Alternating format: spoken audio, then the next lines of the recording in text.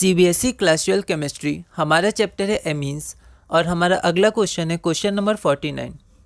Y electrophilic substitution takes place more readily in aromatic amines than benzene. हम chemical reactions of amines कर रहे हैं। यह question Delhi 2010 में 1 मार्क का पूछा गया था। एक बार आप इस क्वेश्चन को ट्राई करिए, फिर हम लोग आगे बढ़ते हैं। Due to strong activating group NH2। तो NH2 क्या होता है? एक्टिवेटिंग ग्रुप होता है, अपना लोन पेयर डोनेट करता है रेजोनेंस में, ठीक है। तो रेजोनेंस के कारण इलेक्ट्रॉन डेंसिटी बढ़ता है और इसीलिए वो एक्टिवेटिंग होता है। तो due to the strong activating group NH2 the electrons on N atom in aromatic amines are delocalized over the benzene ring. As a result the electron density increases as compare to benzene itself, ठीक है। तो electron density क्या करता है? Increase करता है, और electron density increase करता है तो इलेक्ट्रोफाइल वहीं अटैक करते हैं जहाँ पर इलेक्ट्रॉन डेंसिटी उनको ज़्यादा मिलता है, ठीक है। Hence aromatic amines gets activated and electrophilic substitution occurs more readily in aromatic amines than in benzene, ठीक है। तो लैंग्वेज आप देख लीजिएगा। अगला क्वेश्चन है हमारा question number 50। Draw the structure of zwitterion for sulphanilic acid. How can the activation effect of NH2 group in aniline be controlled.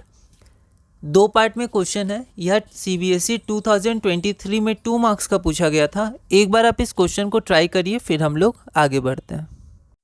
तो सल्फेनिलिक एसिड हमारा क्या होता है? ये होता है। और ज़ीटर आयन में क्या होता है कि यहाँ का H यहाँ चला जाता है, तो NH3 प्लस और एक H गया तो माइनस, तो ये हमारा ज़ीटर आयन होता है। सेपरेशन ऑफ चार्जेस है, इसलिए आयन, ज़ीटर आयन, ठीक है।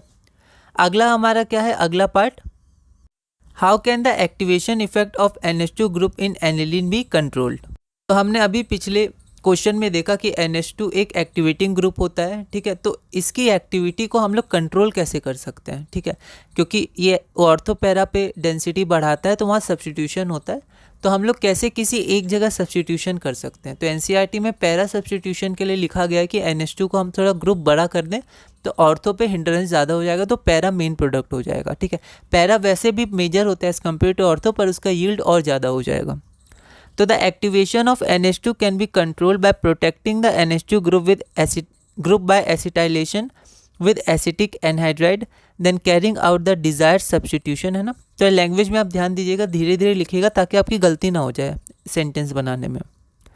Then carrying out the desired substitution followed by hydrolysis of substituted amide to the substituted amine. तो हम लोग क्या करते हैं? NH2 के संग जब हम लोग एसिटाइलेशन करते हैं तो वो ग्रुप आपका, ये स्टेरिक हिंड्रेंस इसका बढ़ जाता है। तो जब ये ग्रुप बनाता है तो उसका स्टेरिक हिंड्रेंस यहाँ पर, मतलब ये ग्रुप बल्की हो जाता है, जिसके कारण यहाँ सब्स्टिट्यूशन नहीं होता है, तो ऑर्थो पे पैरा पे आपका सब्स्टिट्यूशन होता है।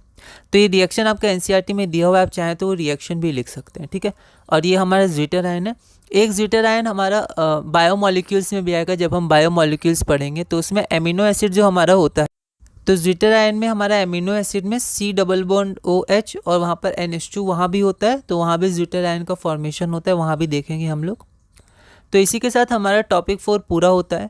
अब हमारा टॉपिक 5 है और पार्ट 2। एमीन्स में 2 पार्ट हैं, एक तो एमीन्स के रिएक्शंस और उनकी केमिकल प्रॉपर्टीज़, फिजिकल प्रॉपर्टीज़, और दूसरा है डायज़ोनियम सॉल्ट। तो हम लोग अब डायज़ोनियम सॉल्ट शुरू करेंगे जो हमारा टॉपिक 5 होगा, और हम लोग सीधा केमिकल रिएक्शन से करेंगे। आप NCERT रीडिंग ज़रूर करिएगा। अगली वीडियो में टॉपिक 5 शुरू करेंगे। इसका हमारा इसमें रिएक्शंस देख लेते हैं क्या क्या है। तो सबसे पहले रिप्लेसमेंट बाय हैलाइड या साइनाइड आयन, ठीक है, जिसमें सैनमेयर और गेटोमैन इंपॉर्टेंट है। फिर और भी रिएक्शंस हैं, OH ग्रुप से रिप्लेसमेंट H ग्रुप से, उसको आप ध्यान रखिएगा। फिर सेकंड जो मेन रिएक्शन है वो है retention, reactions involving retention of diazo group, इसमें कपलिंग रिएक्शन और एजोडाइट टेस्ट, ये दोनों बहुत इंपॉर्टेंट है। और पहला था डिस्प्लेसमेंट ऑफ नाइट्रोजन, ठीक है। तो इसका पहला क्वेश्चन, और ऐसे हमारा क्वेश्चन नंबर 51 ये रहा। CBSE 2023 में 1 मार्क का क्वेश्चन आया था। एक बार आप इस क्वेश्चन को ट्राई करिएगा, अगले वीडियो में हम इसे सॉल्व करेंगे।